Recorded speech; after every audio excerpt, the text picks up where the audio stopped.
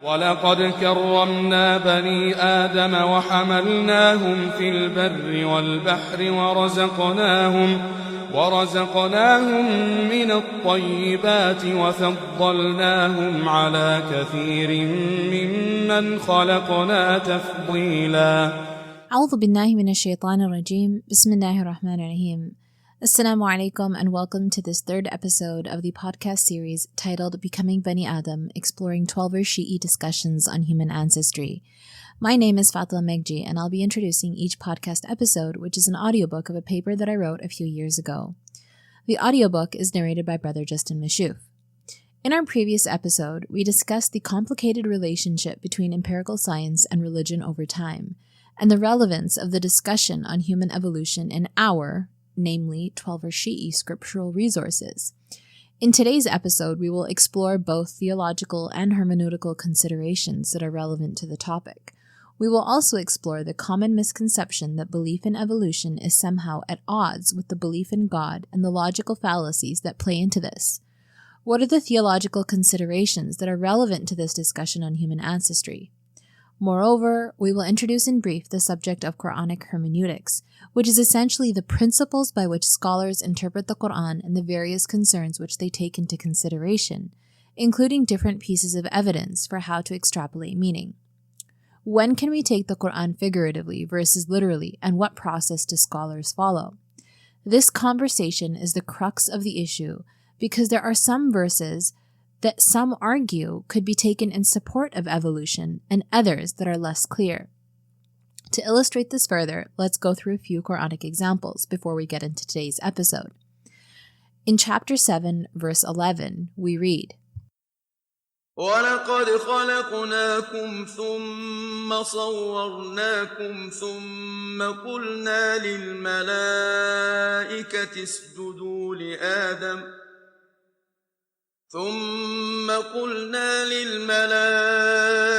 اسْجُدُوا لِآدَمَ فَسَجَدُوا إِلَّا إِبْلِيسَ لَمْ يَكُنْ مِنَ السَّاجِدِينَ. Certainly, we created you, then we formed you. Then we said to the angels, prostrate before Adam. So they all prostrated, but not Iblis. He was not among those who prostrated. End quote. Some argue that while the verse notes the creation of Adam alayhi salam, it also demonstrates multiple stages. First, it says that God created mankind, and then it says that God shaped mankind. This shaping, noted after an initial creation, could arguably denote an evolutionary process. However, the Qur'an is silent and doesn't comment on what this shaping entailed or how long it took or what exactly this shaping means. In another verse, namely verse 17 of chapter 71, we read the following. وَاللَّهُ أَنبَتَكُم مِّنَ الْأَرْضِ نَبَاتًا. Allah made you grow from the earth with a vegetable growth. Here, Allah subhanahu wa ta'ala is addressing mankind's growth process, and some posit that this means that we originate from an evolutionary process, and that's what a vegetable growth is referring to.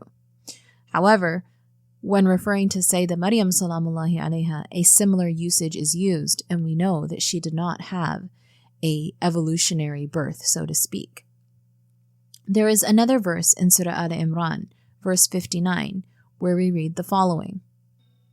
إِنَّ مَثَلَ عِيسَى عِندَ اللَّهِ كَمَثَلِ آدَمَ خَلَقَهُ مِن تُرَابٍ ثُمَّ قَالَ لَهُ كُن فَيَكُونُ.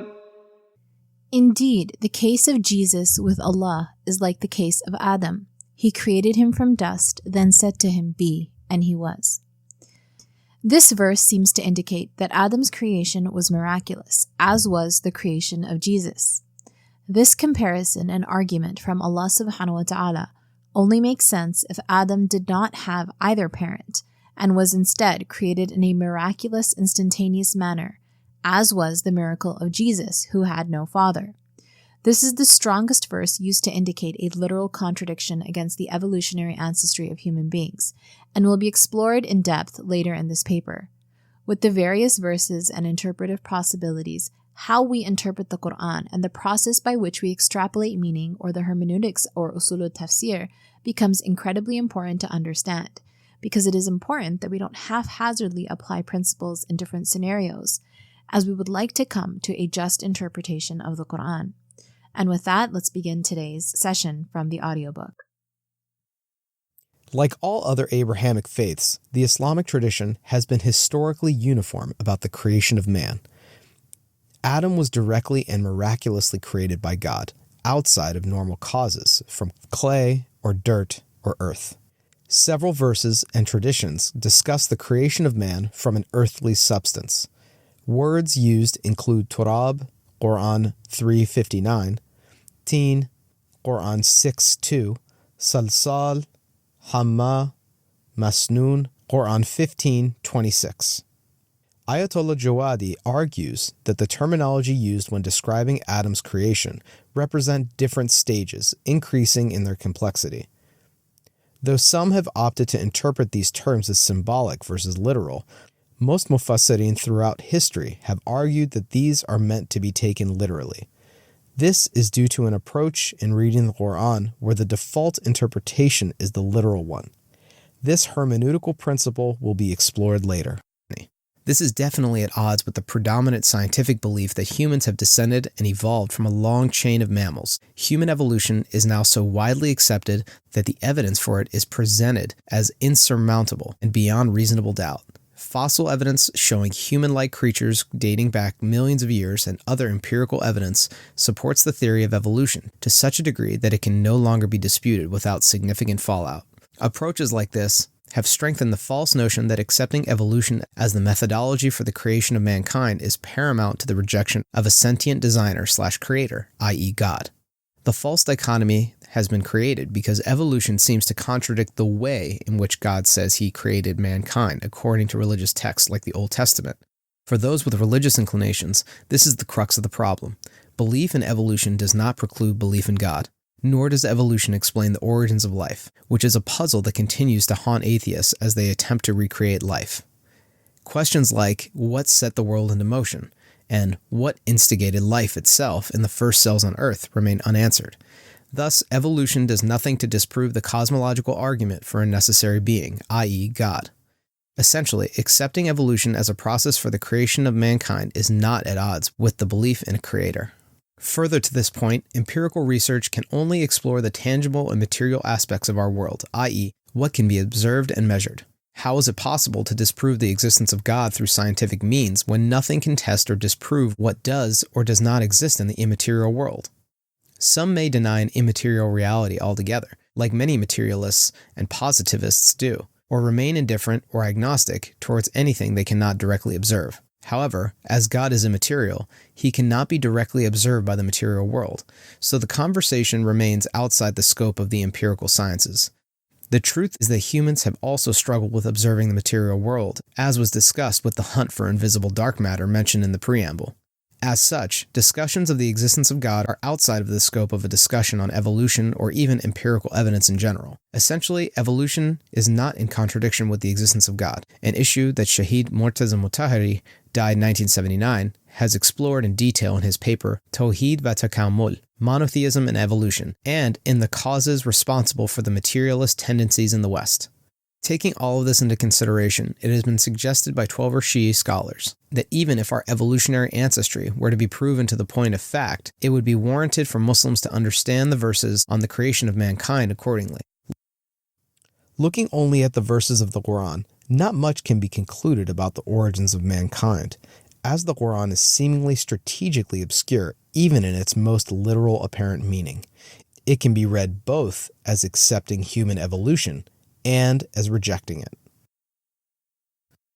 The above discussion points to a more important question on extrapolating meaning from text or speech. When do we understand things literally? When do we, or can we, opt for a figurative understanding? Under which premise do we operate as a default to figure out the best intended meaning of the speaker? This idea is explored as hujjiyat al-dhuhur in both usul al-fiqh, principles of jurisprudence, and usul al-tafsir, principles of exegesis, which are both related to exegetical hermeneutics. Hujjiyat al-dhuhur means the probativity of the apparent, prima facie meaning of a text. It is important to note here that this discussion includes both literal and figurative understandings as within the scope of linguistic possibility. As such, a figurative understanding is a realistic option under linguistic possibility and is not directly in contradiction with prima facie meaning, khilaf al-dhahir, or opposed to it. In fact, a figurative meaning could be the speaker's intended meaning or prima facie dhahir speech. A pertinent point to note here, however, is that not all linguistic possibilities are equal, and some are more probable than others. To explain this, Shaheed Muhammad Baqir as-Sadr died 1980 in Principles of Islamic Jurisprudence, widely taught in the traditional 12 seminaries, gives the example of someone saying, "Go to the sea every day." In Arabic, this has two possible meanings, both in the realm of linguistic possibility. The first is the most immediate, obvious possibility, i.e. the most direct lexical connection by means of convention, i.e. the haqiqi meaning. This would be the sea as a vast body of salt water. The other meaning for sea in Arabic is a secondary or metaphorical meaning, majaz, where sea refers to a learned person who is like a vast body of knowledge. So to go to the sea every day would mean to visit a scholar every day and learn from him or her. However, this metaphorical meaning, because it is related to the literary meaning, and has some resemblance to the literal meaning for which the word was postulated. This secondary meaning would become the apparent prima facie meaning, dhahir, if there were supporting indications, qara'in, like context, siyaq, that figurative meaning was the intended meaning. A colloquial equivalent might be something like sick. The literal haqiqi meaning would be ill or not well.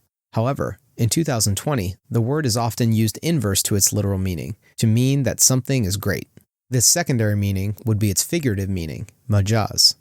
To elaborate this point further, Shaheed as-Sadr continues by saying that if one says sea of knowledge, this would ensure that the figurative meaning is understood at a dhahiri, prima facie apparent level. Similarly, if a person were to say, this article is sick, the figurative meaning could be understood at its prima facie level. However, if it was said, go to the sea every day, and attentively listen to him/it talking, one could argue that the context and general functioning of the language would indicate that this also clearly indicates that the sea here refers to a scholar, as a sea does not talk. The probability of the majaz, figurative meaning of sea, is therefore higher. However, if one were to argue that the sounds of the waves function as the means by which the literal sea talks, one could argue that the meaning of this sentence is ambiguous, i.e., both possibilities are equally probable. In this case, both the literal haqiqi and figurative majaz would be equally probable as the prima facie meaning, dhahir, and one linguistic probability could not be given preference over the other. In other words, the multiple linguistic probabilities are equally plausible, without the necessity of one negating the other. To help in situations like this, an understanding of the context and intent of the speaker would play a pivotal role. Faced with this ambiguity, the question becomes, what would be the default meaning that we should take? Many, like Shaheed as-Sadr, would argue that the literal, apparent meaning is what should be relied on as a default, asl, and that it can be done so with enough probability such that it attains probativity, hujjiyat, and is more probable than the figurative, majaz, a figurative meaning or alternative literal meanings that are haqiqi but not dhuhur, could not be contradictory to the dhahir, khilaf al-dhahir, of the Qur'an, but neither of them, majaz and alternative literal, would be the default to which one would rely on or lean towards without a valid or improbable reason, like empirical impossibility or improbability. The discussion, however, is sometimes limited to usul al-fiqh, the principles of jurisprudence, where a legal ruling is necessary and a default recourse is required in order to issue a judgment on a ruling that requires action. For this reason, a default is required, and while dhuhur is not always definitive, it can make significant contributions in reaching definitive qat'i knowledge, and as such is relied on. Outside of fiqh, however, this probativity is more controversial, with many scholars arguing that definitive knowledge is required. For example, when interpreting the Qur'an, this will be relevant later on when it comes to the usage of ahadith in the interpretation of the Qur'an as well. It is so controversial that the Akhbari school of thought deems the probativity, hujjatiyah, of the dhuhur, prima facie meaning, of the Qur'an as problematic.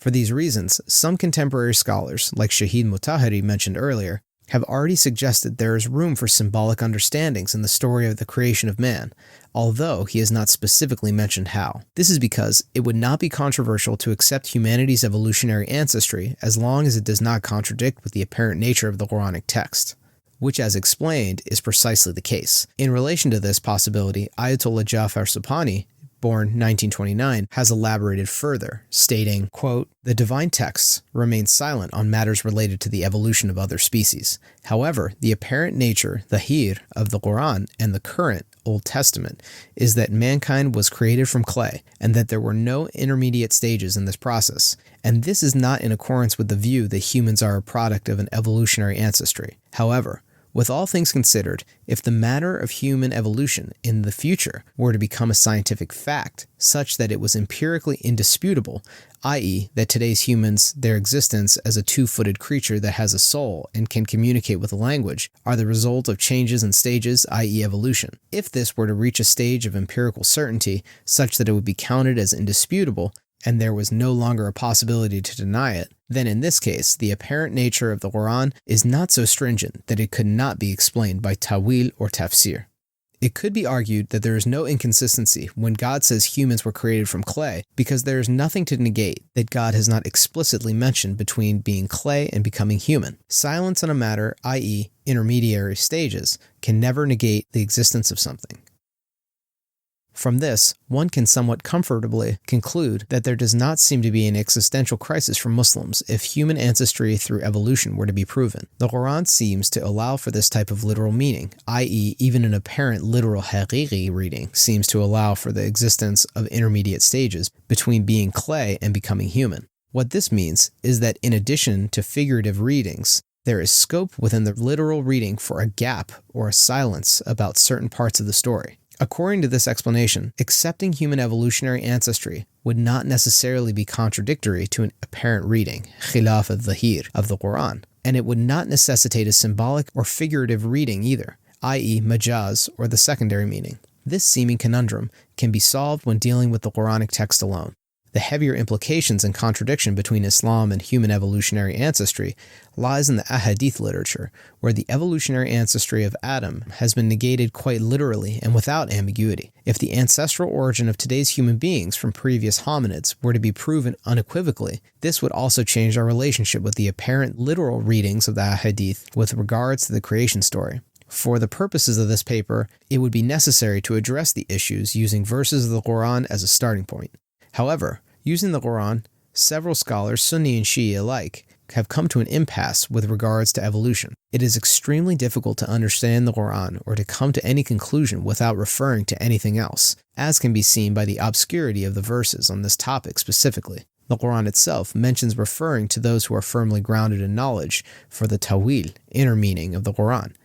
See Qur'an verse 3:7, and for the prophets to teach it, Qur'an verse 1664. The Islamic tradition cannot be divorced from its hadith corpus, and as such, the ahadith have been an important source for the commentaries of the Qur'an, as they are possible records from individuals who knew the ta'wil of the Qur'an. We have used them where relevant and helpful, and where other commentators of the Qur'an have mentioned them in order to paint an appropriate picture of the issues that exist in this discussion. One of the limitations of this paper is that we have not discussed the reliability or authenticity of the ahadith that are referenced. We have only used a few of them as evidence in discussing the possible meanings of the verses. This is because we are simply entertaining the possibility they could be reliable, which is true of all narrations and historical records.